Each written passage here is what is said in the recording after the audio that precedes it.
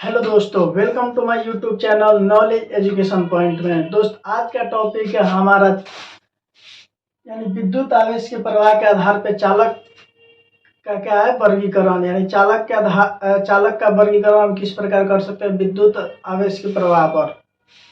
तो पहला नंबर है चालक क्या होता है, यानी कंडक्टर क्या होता है। कह रहे ऐसा पदार्थ जिनसे जिनसे विद्युत धारा का प्रवाह बहुत ही आसानी से हो जाता है। ऐसा पदार्थ जिनसे विद्युत धारा का प्रवाह ये इसको हम चालक मान लें या इसको एक पदार्थ माने। अगर इनसे विद्युत धारा का प्रवाह बहुत ही आसानी से हो जाए तो उसे हम क्या कहेंगे, चालक कहेंगे। या अथवा में एक और परिभाषा देख सकते हैं, ऐसे पदार्थ जिनमें मुक्त इलेक्ट्रॉनों की संख्या काफी अधिक होती है। जिस पदार्थ में मुक्त इलेक्ट्रॉनों की संख्या काफी ज्यादा अधिक होती है वो पदार्थ क्या कहलाएगा, चालक कहलाएगा। जैसे चांदी हो गया, सोना हो गया, तांबा हो गया, इत्यादि हो गया। कौन सी पदार्थ है जो सबसे अच्छा चालक है, विद्युत धारा का सबसे अच्छा चालक कौन सी पदार्थ है, तो क्या हो जाएगा, चांदी हो जाएगा। फिर दूसरा कह रहा है कुछ चालक या विद्युत रोधी यानी इंसुलेटर क्या है। कह रहा है ऐसे पदार्थ जिनसे होकर विद्युत धारा का प्रवाह दोस्त नहीं होता है। यानी ऐसे पदार्थ जिनसे विद्युत धारा का प्रवाह नहीं होता है। जब इस पदार्थ से विद्युत धारा का प्रवाह नहीं होगा तब उसे क्या कहेंगे, विद्युत रोधी या कुछ चालक कहेंगे। अथवा में देख सकते हैं ऐसे पदार्थ जिनमें मुक्त इलेक्ट्रॉनों की संख्या नहीं होती है उससे हम क्या कहते हैं, उसे कुचालक कहते हैं। जिस भी पदार्थ से होकर विद्युत धारा का प्रवाह, यानी यहाँ यहाँ मान लेते हैं कि विद्युत धारा देते हैं, यहाँ आवेश देते हैं और यहाँ पे नहीं पहुंचता है, यानी आवेश का प्रवाह नहीं होता, तब इस पदार्थ को क्या कहेंगे, हम कुचालक या विद्युत रोधी कहेंगे। जैसे सूखा लकड़ी हो गया, रबड़ हो गया या प्लास्टिक हो गया। तो चलिए दोस्त तीसरा देख लेते हैं। कह रहा है अर्धचालक यानी सेमीकंडक्टर क्या कहलाता है। ऐसे पदार्थ जिनसे होकर बहुत ही कम मात्रा में विद्युत धारा का प्रवाह होता है। ऐसे पदार्थ जिनसे होकर विद्युत धारा का प्रवाह न के बराबर होता है तब हम उसे क्या कहेंगे, अर्धचालक या सेमीकंडक्टर कहेंगे। यानी जिन पदार्थों से विद्युत धारा का प्रवाह बहुत ही कम मात्रा में, अत्यल्प मात्रा में होता है तब हम उसे क्या कहते हैं, अर्धचालक या सेमीकंडक्टर कहते हैं। तो चलिए दोस्त इसका आप स्क्रीनशॉट ले, तब तक इसके आगे हम अर्धचालक का उपयोग और साथ ही अति चालकता को भी साथ ही साथ देख लेते हैं। तो आइए दोस्त हम देख लेते हैं अर्धचालक के कुछ उपयोग। कह रहा है अर्धचालक का उपयोग ट्रांजिस्टर यानी रेडियो, डायोड, कंप्यूटर की स्मरण युक्ति के निर्माण में किया जाता है। कंप्यूटर की स्मरण शक्ति यानी क्या, स्मरण युक्ति हम क्या कह सकते हैं, मेमोरी कह सकते हैं। तो मेमोरी किसकी बनी होती है, तो अर्धचालक ये पदार्थ की बनी होती है।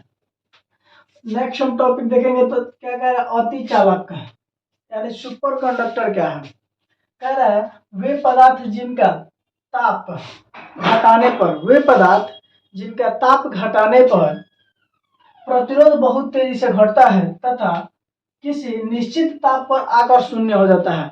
वे पदार्थ जिनका ताप घटाने पर उनका प्रतिरोध क्या होता है, बहुत ही तेजी से घट जाता है और एक निश्चित ताप पर आकर शून्य हो जाता है। तो ऐसे पदार्थ को हम अति चालकीय पदार्थ कहते हैं तथा यही घटना क्या कहलाता है, अति चालकता कहलाता है। नोट में देख सकते हैं अति चालकता की खोज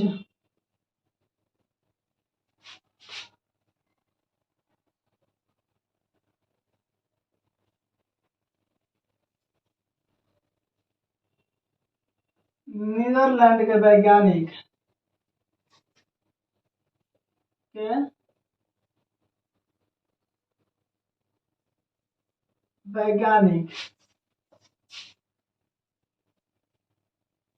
कैमरलिन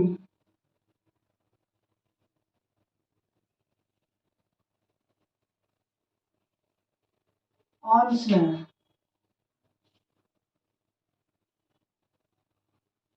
सन 1911 ईस्वी में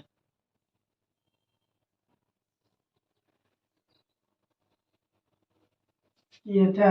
यानी अति चालकता की खोज नीदरलैंड के वैज्ञानिक कैमरलिन ओन्स ने 1911 ईस्वी में किए थे। तो चलिए दोस्त, जितना आज पढ़े हैं उसको एक फिगर के द्वारा हम समझ लेते हैं। यहाँ पे सबसे पहले पढ़े हैं कि चालक क्या होता है। तो